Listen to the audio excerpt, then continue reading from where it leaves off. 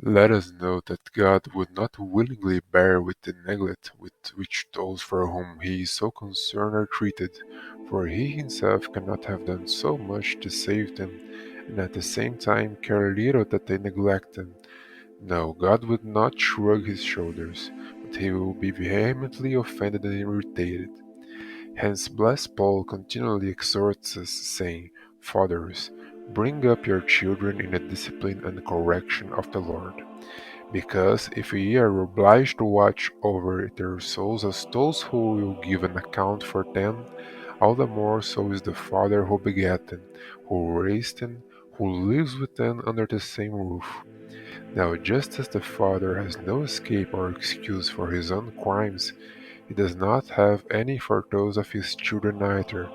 And this, once again, is blessed Paul who clarifies us. In fact, when determining how those who are to rule over others should be, among all the qualities he says are necessary for them, he also demands that of caring for children, insinuating that a father can no longer have no hope of forgiveness if your children are lost. And rightly so. Indeed, if men were vicious by nature, they might justly excuse themselves for their actions, but since we become good or bad by free choice, what justification, after all, can the Father plead for allowing him to go astray and corrupt the one he loves more than anything? Will you say that he didn't want to make him good, but who, being a father, would say such a thing, since nature itself awakens and moves him to fulfill this duty?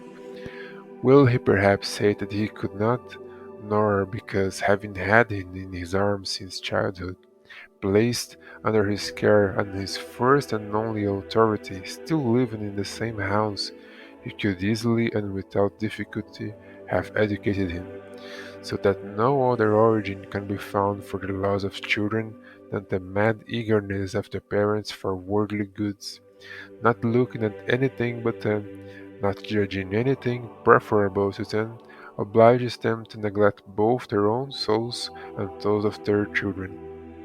To these parents, and let no one think that it is an anger that makes me say this, I would not be afraid to classify them as worse than the murderers of their own children. These, in effect, separate the soul from the body. Those, however, throw them body and soul into the fire of Gehenna.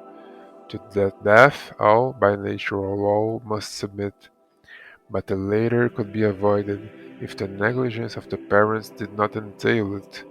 Add to this that the death of the body will be quickly destroyed with the arrival of resurrection, but the death of the soul, on the contrary, will have no consolation, because not only does no further salvation await it, but it will also have to suffer eternal torments.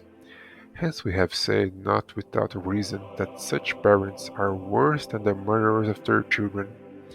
No, it is not as horrible a crime to sharpen the sword, but it in the ready and moistened in the trough of one's own soul, as to lose and corrupt the soul, because nothing in fact compares to such an attack.